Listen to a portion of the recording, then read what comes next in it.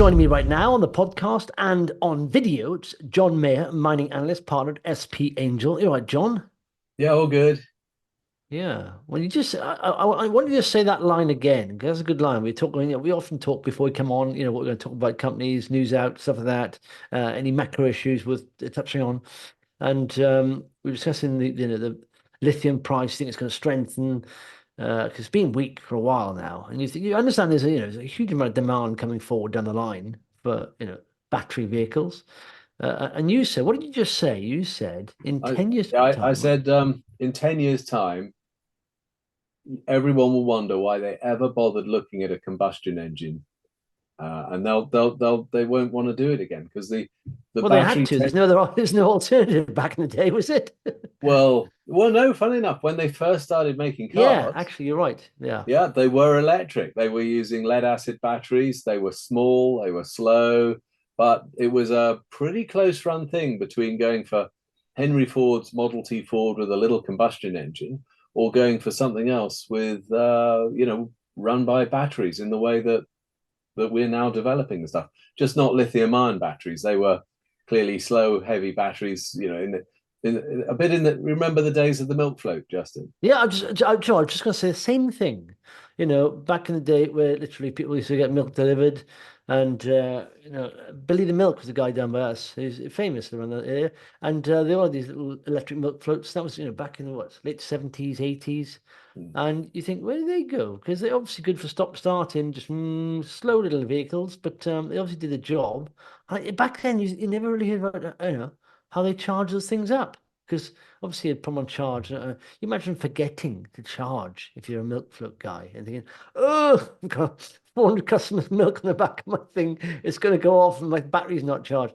But I remember seeing the bottom of those things. They did have quite big batteries. But it's funny how, yeah, I suppose performance and efficiencies of production and all that stuff just overtook for ice vehicles. And I suppose Henry Ford was the guy that conquered that production line system, didn't he? And so maybe all that helped. I don't know. And at the end of the day, it's mass appeal as well, isn't it? Who grabs the attention? But you're right. I mean, it is a matter of time before most people are sort of driving EVs. And that was, do you know what was a very good stat actually? Because I hold some shares in a company called Good Energy, and they do solar, they do supply as well, 100% renewable energy. And they said if you have solar panels on your roof, you're 7 times more likely to buy an EV. And so it makes sense. And people are getting solar panels. Even now today, they've talked the price cap going up in energy. People who can afford to lay out the sort of 10 grand to put your solar panels on the roof, it's worth it because it pays about 8% a year. You get paid back. You can fill your car up for nothing. And I think just get off the gas electric. So it's worth it. It will go that way. Once people start buying EVs, they think, oh, if I get solar panels, it works the other way as well, doesn't it? I get solar panels, I get free, fuel for my car as well, pretty much. So And yeah, and in it fact, will when you look snowball. at the statistics on solar versus wind and on hydrogen from electrolyzers, in fact, solar is out. The growth in the electrical capacity of solar is way ahead of everything else. Yeah. It was But do you know six what? Yeah, gigawatts last yeah, year. yeah, exactly. It will. I said the only thing, if the government are really serious about renewables, they should offer now subsidies. Because I was thinking just then, I was thinking, do you know what? It's pretty much if you've got a decent sized roof facing the right direction, pretty much. It's a no-brainer if you've got a bit of money to buy those solar panels. Because for me, I'm thinking, okay, I want to cut down my outgoings as much as possible, right? So no mortgage. Got that. Next biggest bill is fuel, energy, pretty much, apart from food. I can't grow my own food, but I can deal with the cars and the diesel and petrol in our cars. So I'll just we're south facing. I'll just put a load of solar panels on the roof. I won't get any bills. I can actually earn off that and charge my car. That's another bill gone. So literally, then you think, oh, okay, what's next? I'll start growing my own vegetables. So how much can you cut out? It's not where you're coming in so much, is it? It's how much can you cut out? If you don't let go, very little money going out, you don't need much to survive. But the thing is, it's restricted because most people, can't afford to outlay 10 grand on solar panels. So you think if the government really wants to help, they could do that. They could subsidize that in some way, or interest-free loan, or something. They could do something to stimulate that, in some way. But so it's not. It's a little bit of it's a high bar for a lot of people. Just the initial capital outlay, isn't it? It certainly is, and look, let's face it, you can put solar panels on your house. It isn't going to drive you 50 miles to work and back every day. It won't give you that much power, but certainly it'll reduce your bills, and that's always a nice thing. Yeah, but the thing is, like, we don't do large journeys now. My parents in South Wales pass away, so we used to go up there and again. But my mother and father in Essex, so we don't do big journeys. And I said, 90% of our journeys are within a sort of 5-10 mile radius. So EVs are fine for us. I think that's most people, isn't it? Most people most people don't travel the country, or they do out journeys of like 5 miles here, 5 miles there. So EVs are ideal, and the battery, like back to batteries, the technology will get better. It'll get to the Well, stage yeah, where it'll be no problem. You can do long journeys. currently the EVs that are selling well are the small, cheap ones, Yeah, because as you say, you don't need a big estate car for running around town, and the battery performance is fantastic for relatively lightweight cars that do lots of local journeys. That's brilliant. yeah, yeah, As soon as you yeah, want to take a heavyweight car onto a motorway for a longer journey, that's a very different level of power consumption that is required. And so currently, Mercedes are saying, well, we're going to carry on using combustion engines for that. That's, well, I can see why they're doing it. But I do reckon in 10 years' time, the battery capacity and the chargeability, the number of charging cycles, and all the other bits and pieces that are important for lithium-ion batteries will be so well refined that actually Mercedes will be using this. I don't think there'll be many things that they'll make combustion engines for after that. Unless people really want to do an awful lot of mileage. yeah. Maybe the odd salesman might still need something like that, but most people will go on to it. We'll just naturally move on to electric. Yeah, and Hopefully, it will be go cheaper. on. Yeah. Although I can see the government bringing in some kind of extra, so you might have to have a different meter for when you're charging up your electric vehicle. I hope they don't go that way, but you never know. Yeah, where they can tax you, they will, Yeah, Yeah, and so going forward though, I think, it's all about, investment in the technology. And when you get sort of a tipping point of mass scale, you get to like almost like 15%, 20% people using EVs, and the infrastructure's there, much more money will pile in, and you get to the stage where, like I said, you'll probably get the point where technology get so good, there'll be solar panel roofs on your cars, and it'll just keep topping you up as you drive along. The converting will be good. They'll be able to find a way technology to convert 10 times the amount of solar into energy some way. And you won't even charge things. In the future, we'll be traveling around. You won't even buy it to the sun. It's fine. well, Fine. All good. sadly, solar panels only convert a bit of the energy of the sun. Yeah. I think it's about 17% for these panels. If somebody can work out how to make Up that. Yeah. cost-effective panels that convert more of the sun's energy to electricity, then that'll make an enormous difference. Yeah. But we're not there yet. It's still very complicated to make panels, and I've been to to factories where they make panels.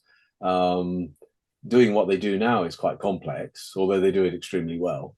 So going to the next stage, it's not going to happen overnight.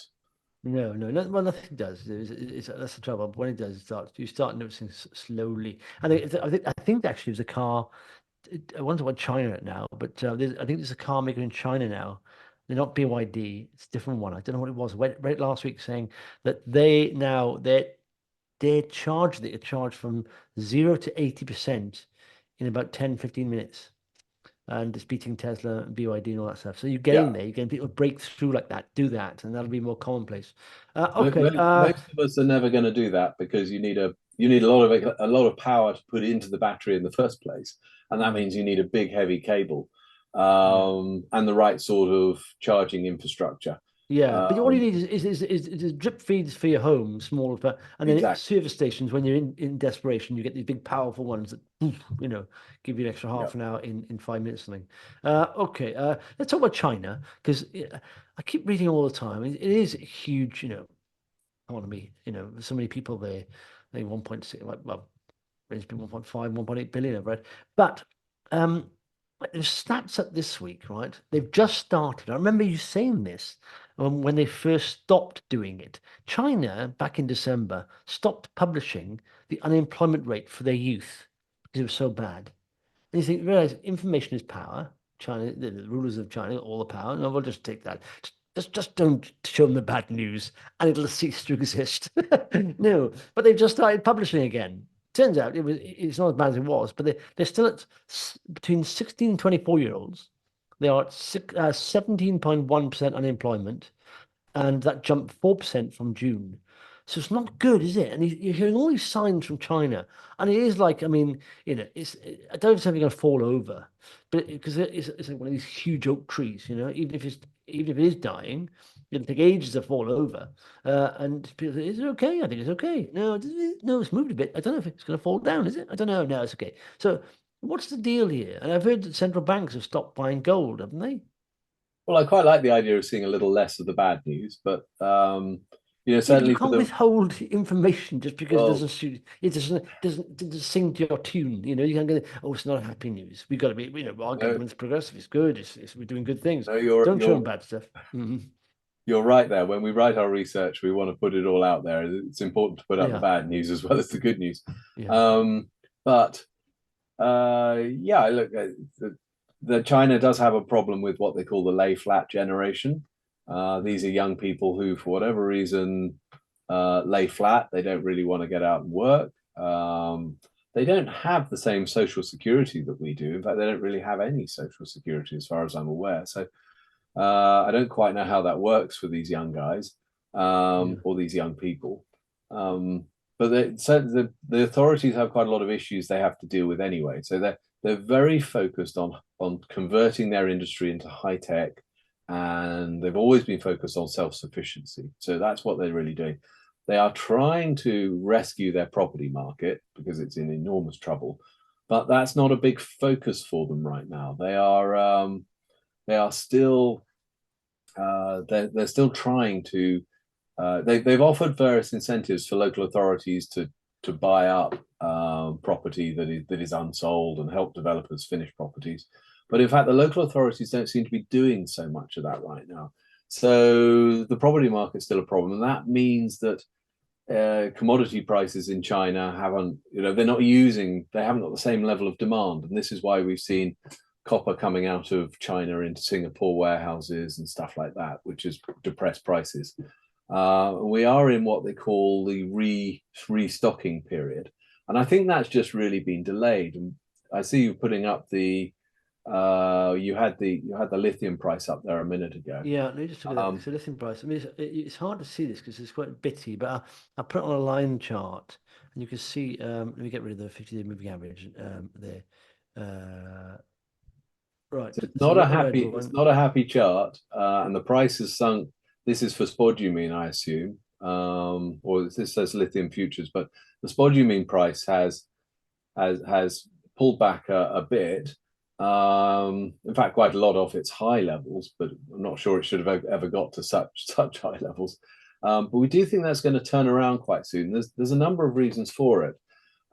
Firstly, I think the gigafactories are going to restock because there is still growth in electric vehicle production and electric vehicle sales. There's still a lot being sold, just not quite growing quite as fast as it was. We're still seeing extra growth now coming through in grid battery installations. Now they won't all be lithium ion, but I think a lot of them still will be. Certainly, when I've looked at the UK, whenever there's been an auction for utilities to build grid storage, they seem to have gone in with lithium ion. In fact, lithium ion batteries have fallen in price, not just because the raw materials prices have come down, but just because the economies of scale now are such. And shall we say they've got better at making lithium ion batteries and making the packs that bolt them all together. So the cost, the unit cost price has come down and down and down. And I think it's certainly halved over the last 5 to 10 years. So that, when you consider other types of batteries, the cost of building those batteries has generally gone up, not down. So actually, the fact that lithium ion is so competitive is so cheap now means that I think it's almost always going to be the battery pack of choice for these grid scale batteries. So if you're building a solar farm somewhere, and various points in the day, you can't necessarily sell the electricity you're producing, or you're going to get zero money for it. Much better to put it into a battery and then sell it later in the day when the sun isn't shining, but when actually consumers really want that power, and then you could probably get 10 times the price you were going to get for it. So I think that's the way it's going to go. I think there's going to be a lot more demand. If you couple that with one of the issues of mining spodumene, is that spodumene comes out of pegmatite pipes, and those pipes are cheap to mine to start with, but as they get deeper, they get more expensive very, very quickly. And so I think what you're going to get is a rising cost base for quite a lot of these existing lithium miners, coupled with rising demand for lithium. And I think the two together are going to cause the price to actually increase quite substantially again over the next 5 to 10 years. Yeah.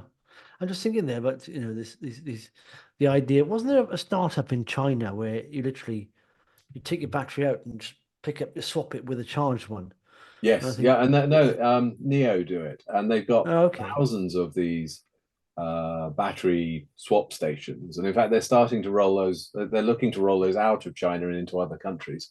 And in fact, the numbers of battery swaps that they do are enormous. That's quite good, that, isn't it? Worked It's very quite good. I well. mean, and you can't standardize that, though. It's trouble. It'd be nice if you could standardize that to every car. But you can't, because they're all different sizes. You need different kinds of batteries, I suppose. But and then some of the batteries in these cars, like Tesla, are huge, aren't they? So Yeah, Neo they don't produce nearly as many cars as Tesla and BYD. So I who knows how the market's going to develop, but it has been very popular in China, that's for sure. Yeah.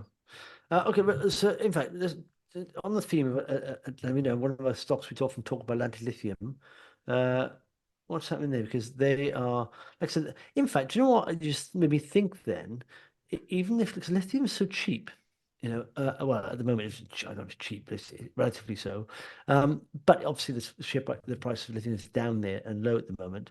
Like you say, it could be used as grid scale storage and all that stuff. That's probably why Invinity is suffering, because Invinity Energy do redox, what are they called? Yeah, redox flow Yeah, batteries. And vanadium redox batteries, yeah. vanadium, sorry, vanadium, yes, vanadium. But I mean, I What's the think price of vanadium? Invinity will they may well change the types of chemistry that they're going to use in the batteries. But the No, it'd problem be is work that too hard, isn't it? it's hard to reduce the price of vanadium. If you cut the price of vanadium, you'll lose one or two of the primary vanadium producers, and then the price will spring straight back up. So I can't see vanadium prices really going down any further from here. I think they've only Yeah. got to go up, and that makes the cost of the battery more expensive. Yeah, but the difference is, I mean, one of their selling points is that, these big sort of grid scale batteries, because of vanadium, are stable. And there's no chance of a big fire. And the trouble is, you stack loads of lithium batteries together, and if they catch fire on trouble, and they can catch fire, can't they? So Yeah, and they had a fire in Korea mm, recently, and it was in a Mercedes car, and it caused a lot of damage. It was in an underground car park, and the Korean authorities, the government has said, look, everybody's got to tell them where the batteries, who's making the batteries that are going into these vehicles, because Korea had a problem with fires some years ago when they first started producing electric cars, and in fact, they seem to solve that problem. Korean electric cars don't seem to have the same record from what I see of battery fires. In fact, electric vehicles catch fire an awful lot less than combustion engine vehicles. In fact, mm. then the stats will tell you that. The problem is when you have an electric vehicle fire, it's quite hard to put it out. Yeah, it doesn't stop. And if it So catches when it's another in an car, I underground mean, you car imagine park, having a car park full of those. One catches. At the moment, it's like it's sort of a cage. But if one catches and then the next one catches, you get, even at the moment, what is it? Less than 3% people drive EV cars full time. So you look at a big multi-story, 3% of cars in there are lithium ion. You imagine when it gets to 50%, they all catch fire. Wow, that's an amazing fire. That would be. You well, can put them out. if you remember the fire at Luton Airport, it was caused by Yeah, a Range Rover, which was presumably a petrol diesel. or a diesel, yeah, diesel. Yeah. And then the rest of the cars caught fire, but a lot of other cars caught fire because the petrol tanks melted, because petrol tanks are now made out of a polycarbonate plastic of some sort. And they're not made out of steel anymore, because the European Union was pushing car companies to make cars lighter than they were. So they said, well, petrol tanks made of steel are very heavy. We have to make them out of something lighter. So these polycarbonate tanks were just melting, and then the fuel was spilling out all over the car park. Costs and benefits, isn't it? So I think weirdly enough, yeah. I think if the car park was full of electric vehicles, it might not have been so bad. Yeah. Okay, so did you say there's news from Atlantic Lithium or not? I'm not sure what the recent news is, but we know that the Ghanaian government is coming back to sit in session or whatever they do early in September, and we believe that they are going to discuss the mining license, the final ratification of the mining license for Atlantic Lithium's Iwaya project in the south of Ghana. And we what we've heard is that the local chiefs in the Salt Pond area, which is where the mine is going to be, have got together, and they've told the government to just get on with it, because they want the jobs. Atlantic Lithium, not only are they going to produce lithium, but they're going to produce clay for the local pottery industry. So this region of Ghana was known for its beautiful pottery made years ago. And then I think those clay mines either ran out or just shut down. And so a byproduct of what Atlantic Lithium are going to do with the mining of the spodumene is also production of clay, which is suitable for local pottery. So there's a side benefit to this, which is lots of jobs and a whole new industry just on the back of a waste product. Yeah. I mean, I didn't realize the share price had taken a dive like that. I mean, there was a support level at 18 pence, and you can see here it broke that. And when you break support levels that once, twice, three, breaks it does move down quickly. And now it's down to 14 pence, 13 and a half pence. And the directors must be thinking, oh, we've put a lot of money into this. Come on, what's going on? Because they have put a decent chunk, haven't they, into this company. Yeah, no, they've been buying it all the way, and they really have a great deal of faith in the company. And I share that with them. I think it's a great project. We've been out to see it. That was over a year ago, but it got good support from Piedmont Lithium in the United States. I think there's lots of interest in the rest of the offtake that's still available. I don't think they'll necessarily need to come back to the market for financing the project. So these things are good from an investor perspective. Yeah. Okay, so Atlantic Lithium. Do you want to talk one of your favorite Cornish Metals? Well, it is a favorite. Not only did I work in the mine as a student, but I like the project. It's very hard to find new tin projects in this world, and it's even harder to find new economic ones. And so the new chief executive, Don Turvey, he's a very experienced and accomplished mining guy. He's going to go in there and he's just going to make it all happen. And I think he comes out of the coal mining industry, which is much, much more complicated than this is. I mean, the South Crofty tin mine it's a hard rock, it's a narrow vein operation. For a coal miner, this is going to be just easy peasy, shall we say. Not to say that mining is ever that easy, but I think it's going to be relatively straightforward as a project. It will have to be fully financed. There is more drilling to do on the resource. We know from experience you need to drill these projects to know exactly where the tonnage is going to come from, exactly where to focus on.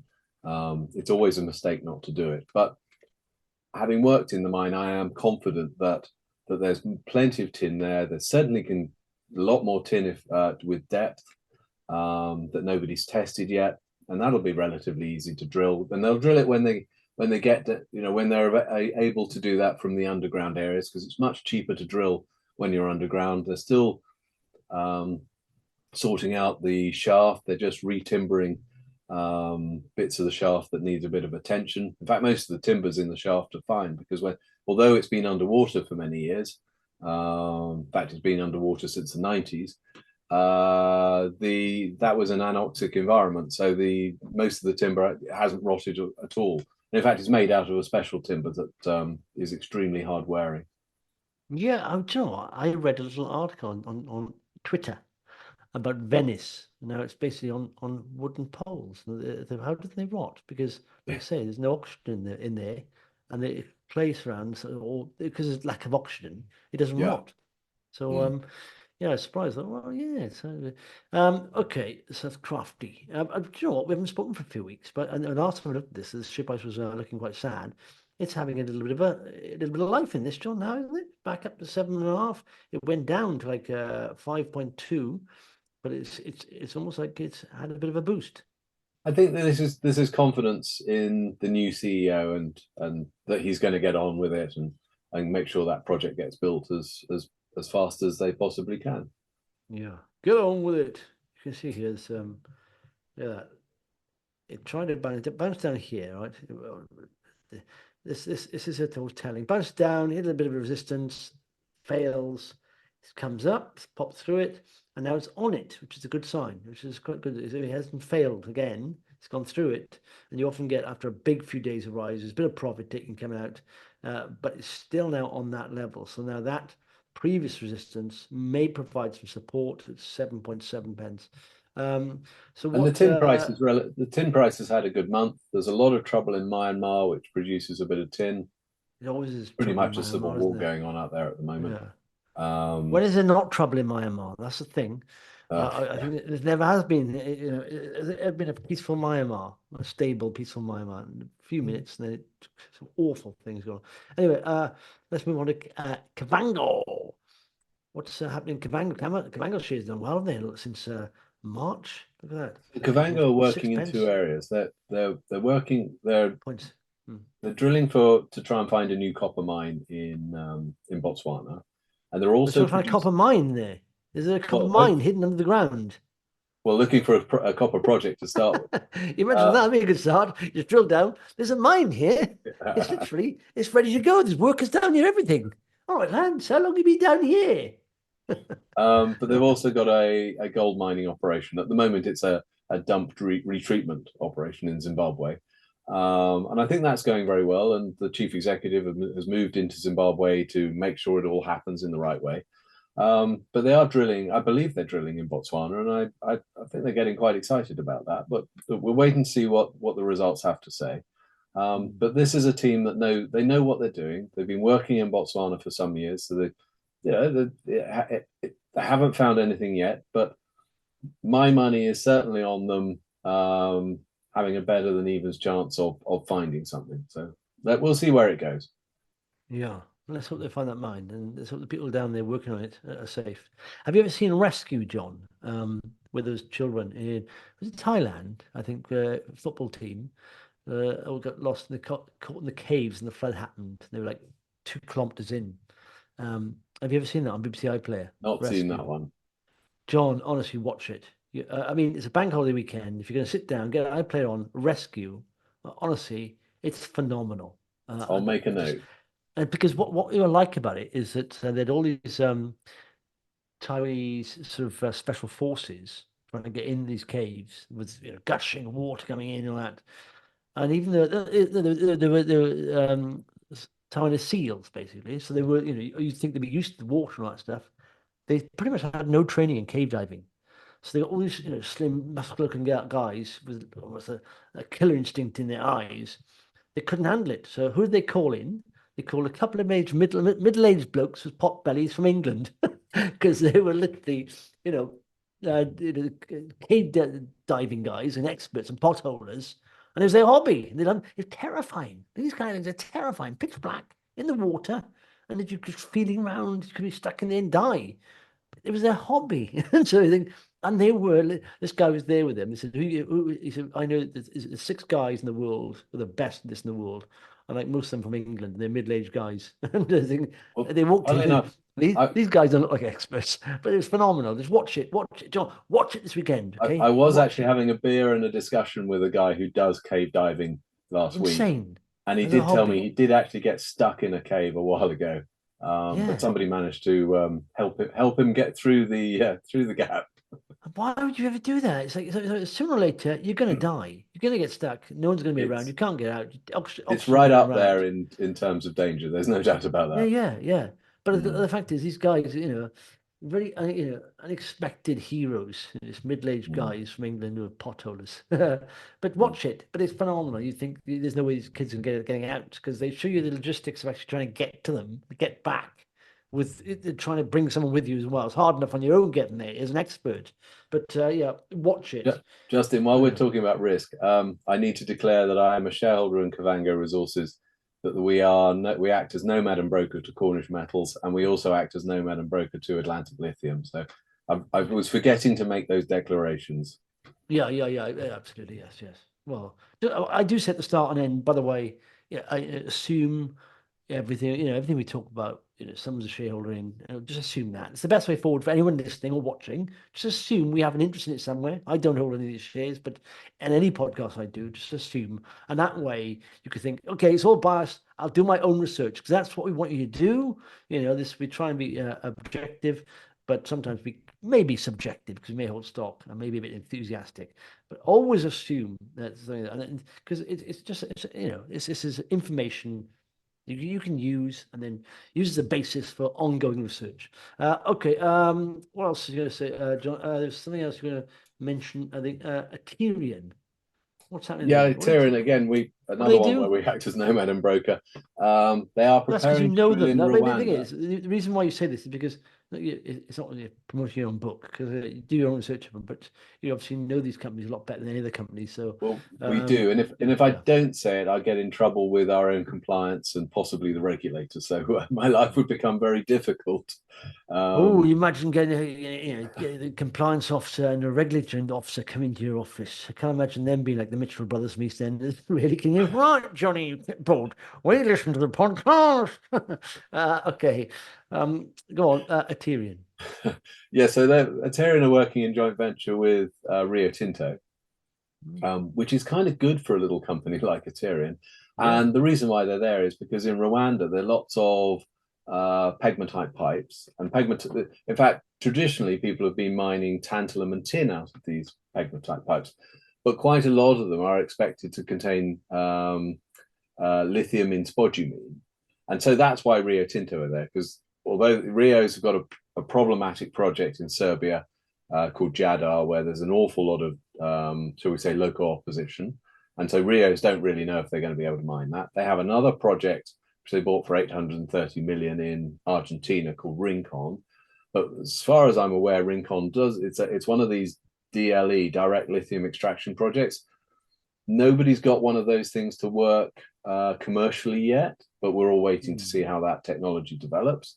And I'm sure at certain price points these things can become commercial, but for now, I think Rios are quite. I'm making the assumption that Rios are interested in hard rock spodumene because they want to become a player in the lithium market because they can see it's going to get much larger. Mm.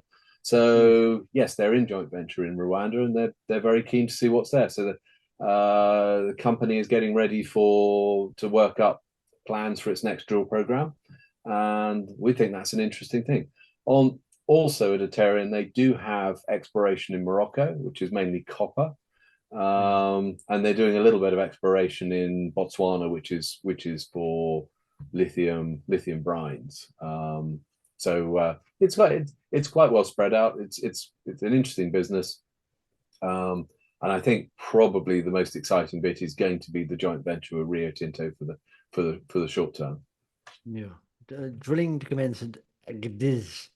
Now, it seems like there's a vowel missing from that, isn't there? Just get rid of the vowel. We don't need that. Agadiz, it works fine. So it's a trendy spelling of Agadiz or Agaduz. Yeah, cool. Morocco. Uh, Lovely. So why but has Rio Tinto got any commercial interest in lithium as yet or not? Well, they have the Jadar project Oh yeah, yeah. in Serbia, and they have Rincon in Argentina. Oh yeah, yeah. I suspect they've got a few other things that I'm unaware of, but Hmm. certainly Jadar is problematic, as I say, and Rincon. Well, we're not seeing anything much from Rincon at the moment, so We don't really know where that is going right now, but it doesn't. It was very nice of Rio Tinto to buy it for $830 million, but let's see how well that works. Yeah, I suppose it's amazing how these, big globals work. They have to get exposure to these kind of resources, and commodities and metals, because when it's going to be hot, they can't be left out, So they've got to get exposure to them. Okay. Marvelous. Anything else, John? I think we're done, Justin. Yes, that's plenty. And apart from watching Rescue this weekend on BBC iPlayer, any plans? It's the bank holiday, John. Yeah, no, I'm just trying to make a roof rack for my old Land Rover. Oh, rock and roll, John. Exactly, that's my plan. I've just ordered some bits of steel because I'm making my own roof rack rather than buying some. Old school. That is like, is it? Oh, how old is it? How old is your Land My Rover? Land Rover, oh, it's 97 or 98. So Well, it's you're even keeping it old school for going from having an old Land Rover to making your own roof rack. Go on. exactly. Do you make your own I've tires ordered and the stuff? steel and the You make your own brackets. engine. You've ordered the steel. Do you know you can go to Halfords and get like that for less than 100 quid or something, Well, I'm amazed. I went onto the internet and I wanted to find, a certain type of box section steel. It's really easy to find it, to order it, have it cut to length. That's perfect. Saves me a lot of trouble. Yeah, but you're gonna have to what, drill it or salt, or what are you gonna do with that? How are you gonna put I'll that be together? drilling it. Yeah, I'm not. I won't be welding it. I'll be drilling it. Yeah. But have you heard of a website called Halfords? I believe they do bits for cars Yeah, that's right. and Check it bicycles. out. It will deliver to you next day, and you just chuck it on, and a And couple of screws, it's on. But I suppose that unfortunately, spoils they the don't do fun. bits, but they don't do parts for old military Land Rovers. So No, yes. Do you have a yeah, roof rack for a no. 1974 military Land Rover? It's like that book is that writer used to call up Yellow Pages. What was his name? Do you have Fly Fishing by J.R. Hartwell? Sorry, we don't. All right. Cheers, John. Speaking next week. Thank you, Justin.